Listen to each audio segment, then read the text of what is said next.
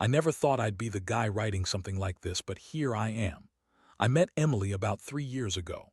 She was gorgeous, full of life, and seemed genuinely into me. We clicked fast, and I knew pretty early she was someone I wanted to build a future with. We started planning our wedding almost immediately. Everything seemed perfect, or at least that's what I told myself. Looking back now, there were little signs, tiny red flags that I brushed aside. She was a little more secretive with her phone, but I figured she was just private, or maybe just cautious after past bad relationships. She was often busy with work, said she was climbing the corporate ladder, but she always made time for me, so I never felt insecure. Still, I'd catch her in little lies or see her texting someone late at night on occasion, but I dismissed it as work stuff or friends. I thought I knew her well enough. The wedding day was supposed to be the happiest day of my life. I spent months making sure everything was perfect, thinking about how Emily and I would finally start this new chapter. But the day before, something felt off. She was acting a little nervous, more distant than usual. She insisted she was just stressed, wedding preparations, family drama, the usual. I tried to brush it off. I was excited too. We had a small, intimate ceremony planned. I could see her in her dress, and I kept telling myself she was the one, the woman I'd spend forever with. Then came the night before the wedding. I stayed at our apartment just to double-check everything was in order. I started packing my suit, and as I was putting a shirt in the closet, I noticed her phone lying face down on the bed. Nothing unusual there, but then I saw a text notification pop up. It was from someone named Jake, my best friend. I froze. I didn't normally snoop, but something about that notification made my stomach twist. I hesitated for a second, then I grabbed the phone to read the message. What I saw shattered me. It was a series of texts, flirty, intimate, clearly more than just friendly banter. They were talking about meeting up, about how much they missed each other, about how she couldn't wait to see him again, and there were even photos. I didn't recognize the photos at first, but then I realized they were of Emily. She was in bed, half-dressed, with her hair messy. I couldn't believe my eyes. My best friend, the guy I trusted with my life, was cheating on me with my wife. That moment hit me like a punch to the stomach. I stared at the screen, my mind racing. I felt betrayed, humiliated, and furious all at once. How could Emily do this? How long had she been lying? How many times had they been together behind my back? I kept scrolling through the messages and saw that they'd been secretly seeing each other for months. Months I thought she was just working late or hanging out with friends. The worst part, she'd lied to my face every day about everything. I felt like I didn't even know her anymore. I didn't wake her up or wake anyone else that night. I just sat there, trembling, holding her phone in my hand. My mind was spinning with all the questions. Why Jake? Why her? Was I such a joke to her that she thought she could hide this for so long? I kept thinking about all the moments we'd shared, all the plans for our future, and how she was out there sneaking around with my best friend. I couldn't sleep. I just stared at the ceiling, feeling this strange mixture of heartbreak and rage brewing inside me. I knew I had to confront her, but I wasn't sure what was worse, breaking down or exploding. I didn't tell her I knew that night. Instead, I kept the evidence close, not because I wanted to play games, but because I needed my moment. I needed to plan my next move. The wedding was supposed to be a day of happiness, but it had become the day my world crumbled. I kept asking myself how I could ever trust either of them again, and deep down, I knew everything had changed forever. The morning after I found out was a blur of chaos. I woke up early, still clutching her phone, feeling like I'd been hit by a truck. My mind kept replaying everything I'd seen, those messages, the photos, the way she lied so effortlessly. I couldn't eat, couldn't sleep, and the whole idea of walking down the aisle with her that day felt like some cruel joke, but I couldn't back out now, not after everything we'd planned, so I forced myself to get ready, putting on a brave face. My friends kept asking if I was okay, but all I could do was smile and pretend. Inside, I was boiling. I didn't want to ruin her day, but I also didn't want to pretend like I was fine. I knew I had to confront her at some point, just not then, not in that moment. The ceremony was scheduled for late afternoon. I showed up at the venue, my heart pounding, trying to act normal. Emily looked stunning. She even managed to smile, but I could see the flicker of something in her eyes, like she was holding back. She kept looking at her phone, sneaking glances, and I knew she was hiding something. I wanted to call her out, scream at her right then and there, but I held back.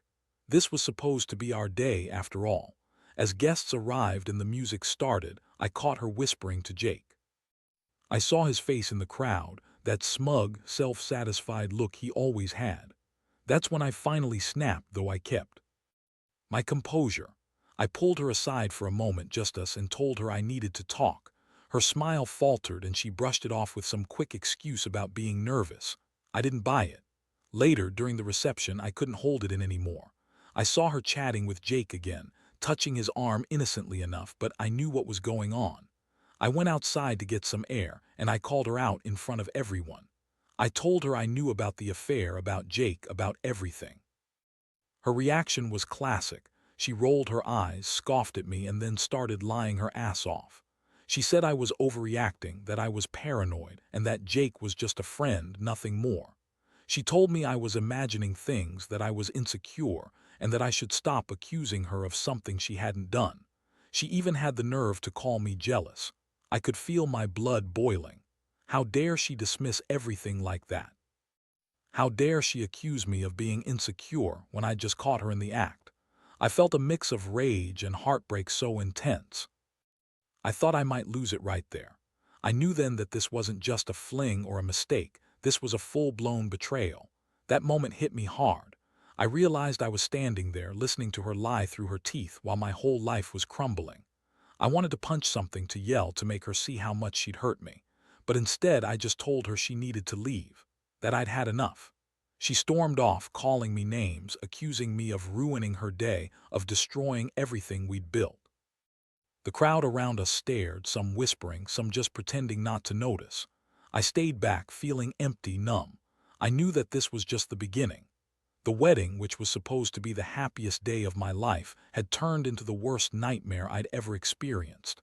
And yet, deep inside, I also knew that I had to figure out what to do next, whether to fight for her, to forgive her, or to cut her out of my life altogether.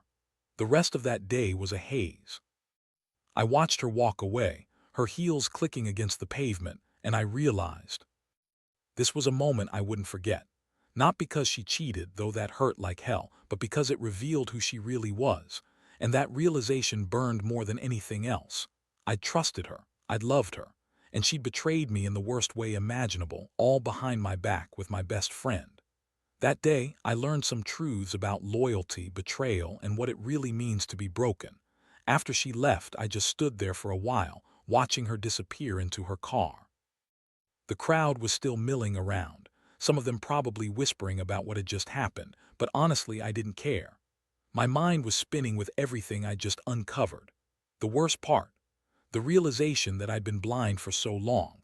I had ignored the signs, convinced myself that her secretive late nights and the little lies were just normal relationship stuff. Now I saw I'd been living in some kind of bubble, and it burst in the most brutal way possible. I spent the next few hours in a daze, trying to process what I'd just learned. I felt humiliated, betrayed, and furious all at once. The only thing that kept running through my head was that she'd been cheating on me for months. Months I'd been building a future with her, planning our life, imagining us growing old. All that was gone now, replaced by this sick feeling that I'd been a fool. I kept asking myself how I didn't see it earlier, how I missed all the signs. But honestly, I don't think I wanted to see. Love, or maybe just hope, blinded me. Eventually, I managed to pull myself together enough to leave the venue. I didn't stay for the reception, didn't want to play the happy couple anymore. I just grabbed my coat, got in my car, and started driving aimlessly. My mind kept circling around Jake and Emily. How they could do this, how they could lie so effortlessly, how they thought they could get away with it. I knew I had to do something. I couldn't let this slide, but I also didn't want to go full-blown revenge just yet. I needed a plan, a way to make her pay for what she'd done, but also to save whatever dignity I had left. That night, I stayed up until dawn, scrolling through every message, every detail I could find. I realized Emily was a master liar. She'd spun the story so well I almost believed her. She told me she loved me, that I was the only one, that she was just stressed with wedding plans. Meanwhile, she'd been sneaking around with Jake, hiding every bit of it from me. I felt like such an idiot. How could I have been so blind? I thought we were building something real, but she'd been building a lie right under my nose. I also replayed all our conversations, all the moments I thought were special. I kept wondering if she had ever really loved me at all or if I was just some placeholder to her. And Jake, my best friend, he was supposed to be my brother. That betrayal cut deeper than anything else. I had trusted him more than anyone, and now I saw he'd been in on it the entire time. The thought of that made me sick. How could they do this to me? How could they be so selfish, so cruel? By morning, I knew I couldn't just pretend nothing had happened. I had to confront her again, face her with everything I knew. But I also knew. I needed time to think, to gather my strength before I said anything. I couldn't let her lie her way out of this again. I had to be ready to hold her accountable, to make her see what she'd done to me, and to understand that I wouldn't let her ruin me. Not without a fight. So I decided I'd wait. Wait until I was calm, collected, and ready to face her with everything I had.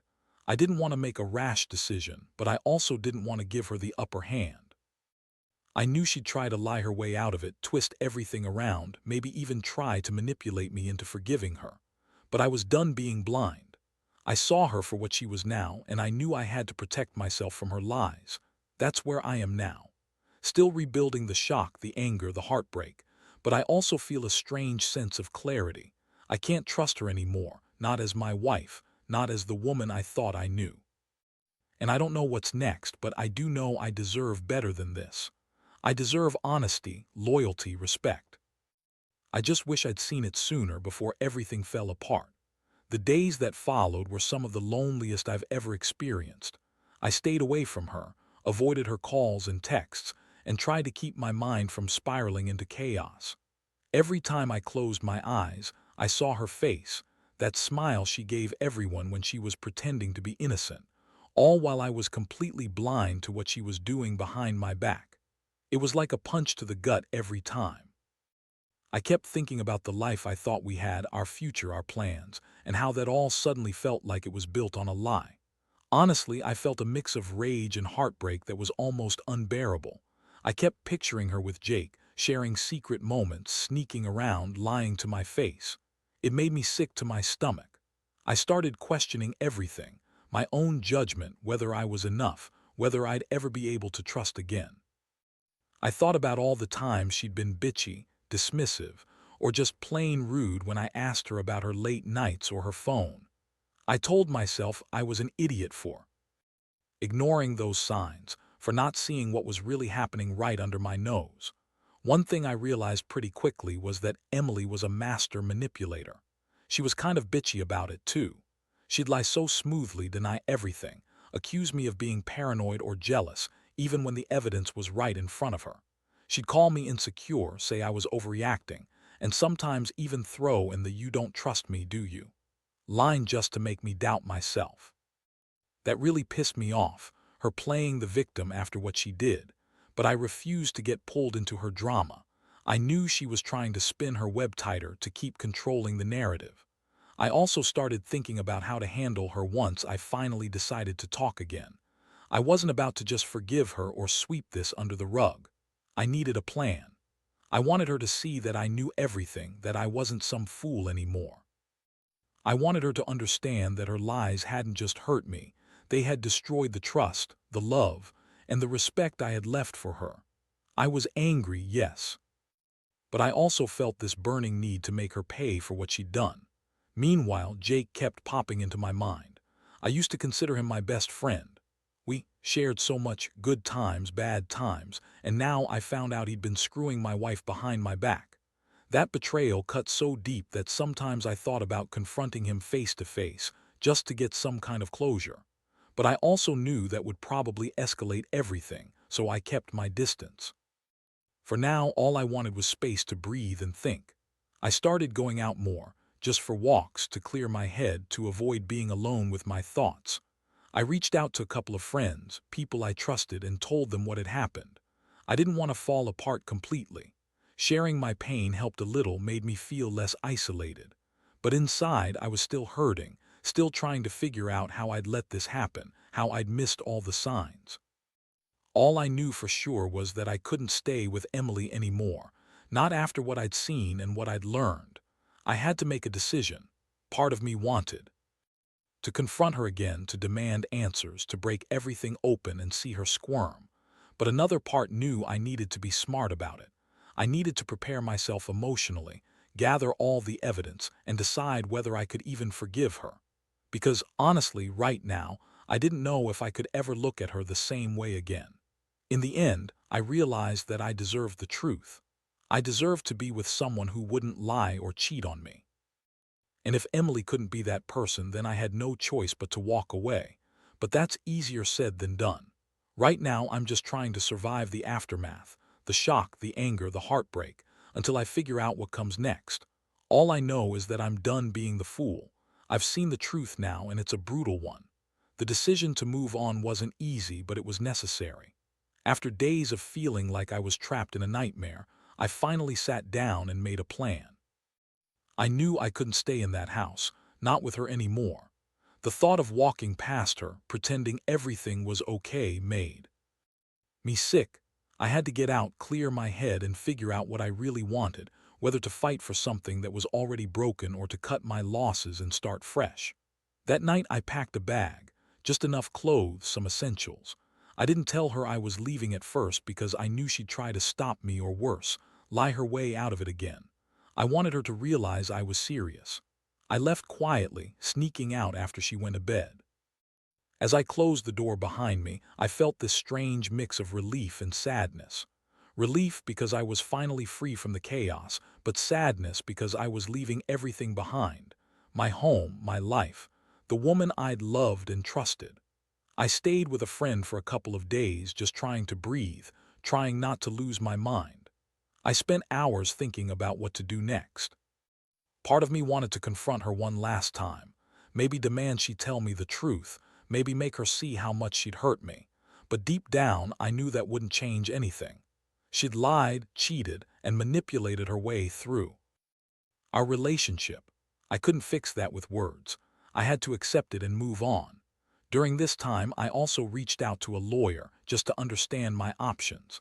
I knew I didn't want to rush into anything, but I needed to know where I stood legally. The process of separation, of maybe even divorce, was daunting. But I also realized I deserved to be respected enough to walk away without feeling like I was losing everything. I'd lost trust, yes, but I still had my dignity, and I was determined to hold on to it. Meanwhile, Emily kept texting me, trying to explain, to apologize, to deny everything all over again. I didn't respond. I wasn't about to let her manipulate me anymore. She'd been lying for so long, I didn't trust her words. All I felt was this deep disappointment in her, in Jake, in myself for not seeing it sooner. I kept replaying everything, trying to find any sign I'd missed, any moment I could have stopped this from happening. But now it was just too late. The worst part about this whole thing is how betrayed I felt, not just by Emily but by Jake. My best friend, the guy I'd trusted with my life, had turned out to be my biggest enemy. That realization made me question everything about my relationships, who I could trust, who was genuine, who was just pretending. It made me wonder if I'd been blind to other truths in my life. But I also knew I had to focus on myself now. I couldn't let this destroy me. I started going to therapy, talking to someone who could help me sort through the mess inside. It was painful, digging up all the hurt, anger, and disappointment, but I knew I needed to process it if I ever wanted to move forward. I promised myself I wouldn't let this define me forever. The once bright future I saw with Emily is now just a distant memory. I don't know what's next, but I do know I have to rebuild my life from the ground up. The betrayal has left scars, but it's also given me clarity. I learned that sometimes the people closest to you can hurt you the worst, and that you have to be strong enough to walk away when the trust is broken beyond repair. I still feel pain, so much pain, but I also feel a resolve that I won't be blindsided again. I will learn, I will heal, and I will find happiness again, maybe even with someone who actually deserves me.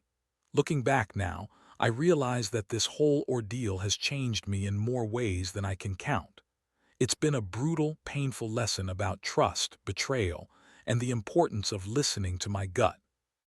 I used to think I knew everything about Emily, about Jake, but now I see how easily things can lie just beneath the surface, hidden behind smiles and perfect facades.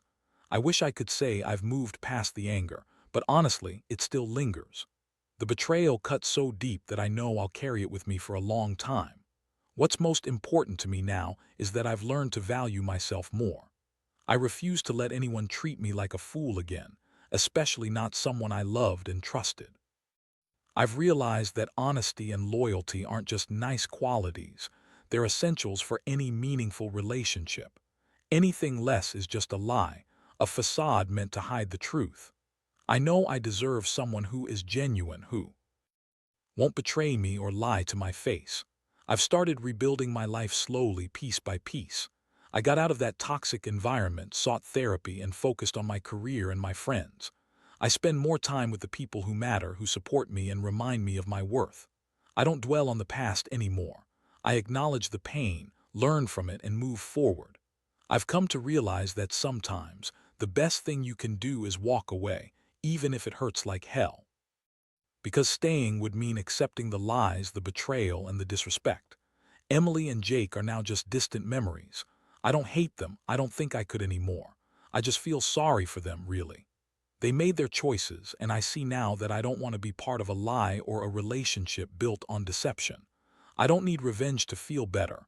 I just need peace of mind, and that's what I am working toward. Every day I get a little stronger, a little more confident that I will find happiness again, with someone who actually values me. If I could give anyone advice from all this, it's this: don't ignore the signs. If someone shows you they're capable of lies and betrayal, believe them. Trust your instincts and never settle for less than honesty and loyalty. And above all, don't be afraid to walk away when someone crosses the line. Your peace and dignity are worth more than any relationship that doesn't respect you. This experience has been the hardest thing I've ever gone through, but it's also been a wake-up call. I learned that love isn't just about the good times. It's about trust, respect, and being with someone who treats you like you matter. I might be scarred, but I'm also stronger. I know now that I can survive the worst and come out on the other side, ready to build a better future. One where I choose people who truly deserve my trust, my heart, and my love.